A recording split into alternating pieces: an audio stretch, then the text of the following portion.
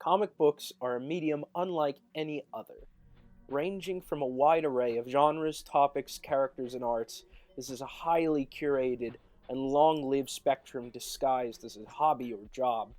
Whether you enjoy the heroic exploits of Spider Man or Batman, whether your favorite comic book character is Scrooge McDuck, whether you find comfort in the chills of the dreaming or the safety of Riverdale, comics are for everyone, and everyone has a different story as to how they found themselves hooked for life. This is my story. Hello, I'm Lewis Southard, and I'm a comic book writer. With over 6 years of experience, I've worked with a lot of different publishers, and I've written books like the Blackout that's no good. I've written books like the Blackout Bombshell, Villain Seeking Hero, Midnight Western Theater, both of them. So I've done a lot. Today I'm launching my own little YouTube channel to help advertise my books and to get more insight into who I am as a creative. And I figured what better way to start than with like the story of how I even got into comic books as a fan and as a writer. Before we get too much deep into it, I must preface a trigger warning. Those of you with sensitivities to suicide and family traumas, I would say steer clear, because I go into some real life stuff, and I want you to keep that in mind as to what I'm about to say next. It's going to be as blunt and as clear as possible for my own sake, and I just want to give you a heads up, a little warning. So I'm just going to rip the Band-Aid off, and don't worry, it's just life. So, in 2012, when I was 12 years old, my older sister, she took her own life. And as you could imagine, that affected my family in maybe not the greatest of ways. But if you could believe it, the family attitude that was almost promoted was, you have to move on. And I found myself unable really to talk with anyone, because that's not a very healthy way to go about a tragedy like that. And I didn't have any friends really at the time who could help or were around, so it was very stressful time. I was like a little pubescent ball of grief and confusion with nowhere to go, and just suffering from loneliness while just dealing with a lot of mournful feelings. So enough of that. How does this connect to comics? Because, well, later in that same year, I got a weird piece of news. I just picked it up on the grapevine, and it was that Peter Parker, Spider-Man, he was dying in comic books.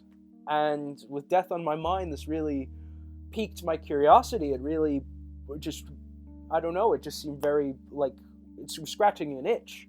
Because, like, how could Spider-Man, of all characters in the world, die? And that little thing managed to make me pursue and locate my nearest comic book store. And that's where I bought my first ever real comic book for myself, and that was The Superior Spider-Man #1 by Dan Slott and Ryan Stegman. So I bought that book, and 2 weeks go by, I buy the second one. Another 2 weeks go by, I buy the third one. And soon the weeks turn into months, and it slowly turned into years, but I pretty much bought every single issue of that run when it came out. And I read it from beginning to end. It gave me a desperately needed escape from the more troubled world I found myself in. And the subject matter didn't hurt as well, because it's a story about a troubled person who is attempting to do good despite maybe their more darker feelings and thoughts. And as someone trying to look on the brighter side of things while in the throes of my own personal sadnesses, that really was the book I needed at the time. So this was the gateway. This eventually led me to dig deeper and expand my interests in terms of comics, because comic books are a many thing, and there are lots of different types of comics. So I was fortunate enough that at the time I got into them, it was perfect, because I like eased myself into the mainstream to more indie, to more artsy, and I found that to be very lucky, because with Spider-Man it obviously led me to read more Marvel, and I read Jonathan Hickman's Avengers, which inadvertently led me to read his Fantastic Four and more about like Doctor Doom, and that got me into that whole rabbit hole, and I was this Marvel guy until Grant Morrison's The Multiversity released. And that was a whole series about, like, it's a love letter to the history of the different types of comic book storytelling. It's about the history of DC, and that was like the greatest gateway into DC Comics. And with DC, there's Vertigo, which could not have been like the best thing for me as a teenager, filled with angst and grief and a fervent desire to lose my virginity. It was it was spectacular, because I got into Neil Gaiman's The Sandman and Grant Morrison's Doom Patrol, and it kind of showed me that comics can be a bit weird and eccentric, and you can experiment with the platform, and that was really good, because these alternative and more whimsical books like kind of pushed me to be like, oh, well, comics can be anything. And from 16 to around 18, I was that guy. I would fantasize about making my own book. That was like the dream that could never come true. I would doodle in my books, and I would like draw characters and outline storylines, and I just really wish I could do that. But, you know, that's the dream that I had. But dreams don't always come true, so they say. And I was 18, and I had to get ready for university. I had to become an adult, and that preoccupied my mind. That this is like what I'm supposed to do. I have to get ready to leave. I have to determine everything I'm supposed to do for the rest of my life in this very critical moment. And then my dad died. Yeah, bummer, huh? Just when you thought things were going okay, at this critical moment in my time, I am once again plagued by grief. I am dealing with death almost laughing at me. And I was depressed, and I was grieving once more. But this time, instead of having the comfort of home, I am now shipped off to a Parisian university. I am now in the dead smack center of Paris. I can't speak French, and I don't really like cheese that much, so that was the time. There I was struggling with my past. I was thinking about my future. I was going through the motions there, and I kind of had a bit of a wake-up call. I was just like, I'm miserable, and what will make me happy? So I talked to a lot of people, as anyone should before making a big decision, and I said I would like to make a comic book, or at least learn how to make a comic. And everyone said, well, if that's what you want to do, you can go ahead and do it. And there were enough people that were like, you're dumb, don't do that, or you know what, at least, or other people who were like, give it a try, and if it doesn't work out, you can always go back to school. And I was just left with this big ultimatum. What do I do? I dropped out of university.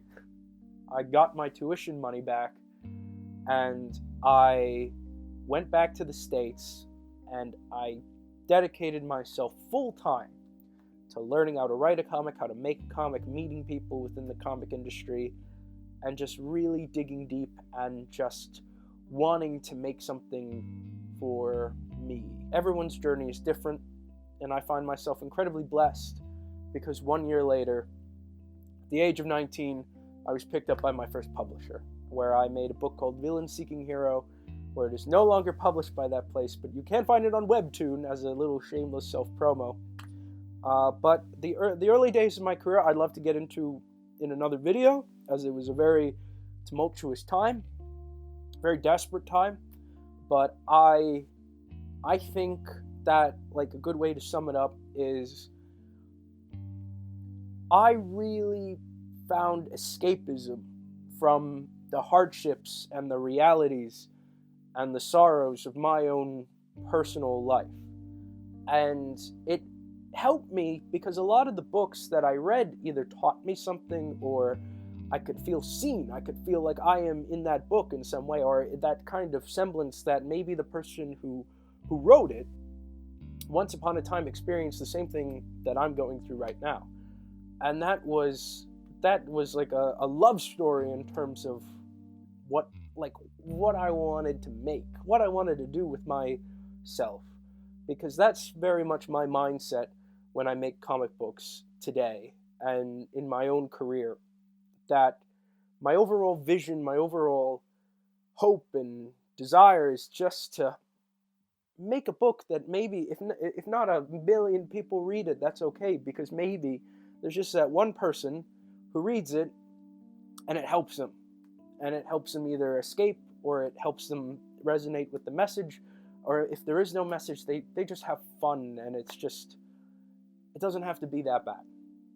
So I want to give people that gift that I received when I needed it most. So I think that's a good way to end it. Thank you for listening to my story. I am Lewis Southard, and you can learn more about me on LewisSouthard.com. I'll put some links or whatever in the bio. You can follow me on Instagram and Twitter at Lewis Southard. And before I go, what comics got you into comics, and what comics made you feel like you saw yourself in? I'd love to know, because I'm always on the hunt for reading more books. And thank you again for listening. This is not a very easy thing for me to talk about, and I felt it was necessary to help people get to know me as a writer a bit better. And I really hope to step out of my comfort zone and do more stuff like this. So hopefully this does okay, and I will see you in the next video, and thank you again. Bye.